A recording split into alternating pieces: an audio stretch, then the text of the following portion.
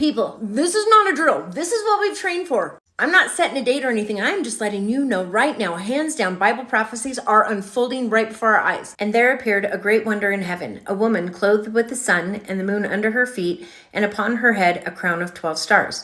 Okay, by now I know you guys have all seen this. Virgo.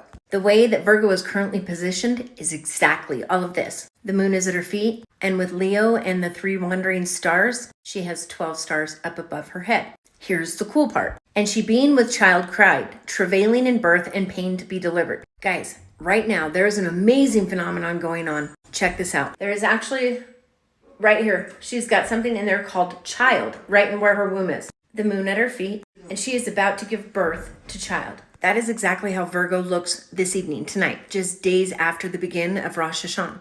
But today, another Bible prophecy is unfolding right before our eyes as the UN meets for their SDG summit, signing a peace treaty, one that will last for 7 years. There are 193 countries that are involved in this treaty being signed at the SDG, and the entire platform of this event is the UN stating peace and safety, which brings me directly to this.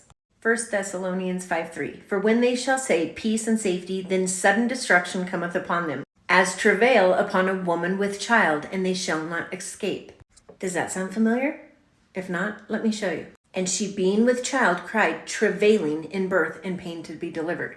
Guys, that is all happening right now. The peace treaty is being signed now during the summit, and Israel and Palestine have even joined. Which brings me to this. And there appeared another wonder in heaven, and behold, a great red dragon, having 7 heads and 10 horns, and 7 crowns upon his head. That is the number of countries that are signing this treaty. You may think it's 11, but one of those countries is a collection of others, making it a total of 10. But what if I were to tell you it gets better? Further on in Revelations 12, and to the woman were given 2 wings of a great eagle, that she may fly into the wilderness, into her place where she is nourished for a time and times and a half a time from the face of the serpent. What is that? It is a woman with 2 wings of an eagle about to take flight, with the Revelations 9 prophecy further unfolding right before our eyes. And while I'm at it and I'm dropping bombs, I might as well drop this one too. Revelation 13. And I stood upon the sand of the sea and saw a beast rise up out of the sea, having 7 heads and 10 horns, and upon his horns 10 crowns, and upon his heads the names of blasphemy. Clearly, when they're talking about 10 crowns, they're talking about countries. The SDG summit, the peace treaty. And the beast which I saw was like unto a leopard, and his feet were as feet of a bear, and his mouth as the mouth of a lion. And the dragon gave him his power and his seat and great authority. Have you ever seen this statue? Well, I'll tell you one place you could have seen it before they, I believe, took it down. This was erected outside of the UN, the United Nations. A beast that was likened to a leopard with feet like a bear, mouth like a lion. The beast of the sea is the United Nations. And the dragon gave him his power and his seat and great authority. And I saw one of his heads as it were wounded to death, and his deadly wound was healed, and all of the world wondered after the beast. I believe this will have everything to do with the currency that everyone's going to partake in. When one country's currency may fail, the UN, as it's a collective one world currency, will fix it. And everyone will be in awe, wonder, and amazement. And they worship the dragon, which gave power unto the beast. And they worship the beast, saying, who is like unto the beast? Who is able to make war with him? Really, who is able to make war with the United Nations?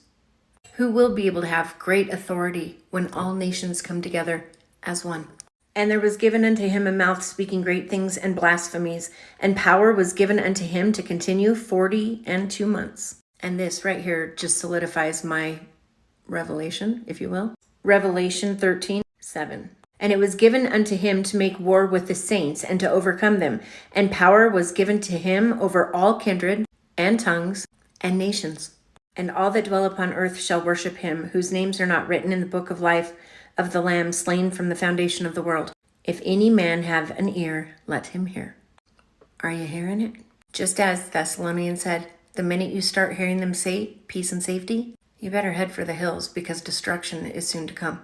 And the SDG Summit, the entire platform is built on the words peace and safety. Universal peace, a secure planet, based on a spirit of strengthened global solidarity, development without peace and no peace without sustainable development. Biblical prophecies are unfolding right before our eyes. Revelation 12 is happening. It's unfolding right above our heads as we speak. The prophecy written in Daniel 9, the 7-year peace treaty, is going on as we speak also at the SDG summit with the UN. You know, all of that peace and safety.